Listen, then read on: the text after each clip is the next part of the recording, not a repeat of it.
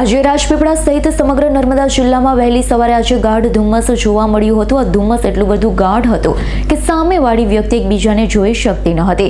5 ફૂટ દૂર ઉભેલી વ્યક્તિ એકબીજાને જોઈ શકતી ન હતી. ઝીરો વિઝિબિલિટીનું દ્રશ્ય જોવા મળ્યું. તાપમાનનો પારો ગગડીને 15 ડિગ્રીએ પહોંચતા ઠંડીનો ચમકારો જોવા મળ્યો. ખાસ કરીને વાહન ચાલકોને વાહન ચલાવવામાં ધુમ્મસમાં ભારે તકલીફ પડતી હોય છે. ખાસ કરીને બસના ડ્રાઈવરોને બસ ચલાવવામાં તકલીફ પડતા અમદાવાદ, વડોદરા, સુરતથી આવનારી બસો આજે રાજપીપળા ખાતે એસટી ડેપોમાં મોડી આવી હતી. બસ ચાલકોનું કહેવું છે કે સામેનું દ્રશ્ય દેખાતું જ ન હોવાથી ખૂબ જ ધીમી ગાડી ચલાવવી પડી હતી, જેના કારણે બસ મોડી પડી હતી.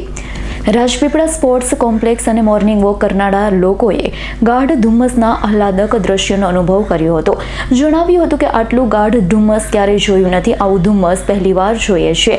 સામે કશું જ દેખાતું ન હોય તેવા વાતાવરણમાં આજે મોર્નિંગ વોક કરનારા લોકોએ ધુમ્મસમાં ચાલવાની મજા માણી હતી.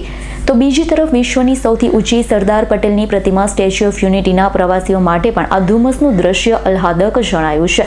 સરદાર પટેલની પ્રતિમા ધુમ્મસના કારણે ઝીરો વિઝિબિલિટીનું દ્રશ્ય સર્જાયું.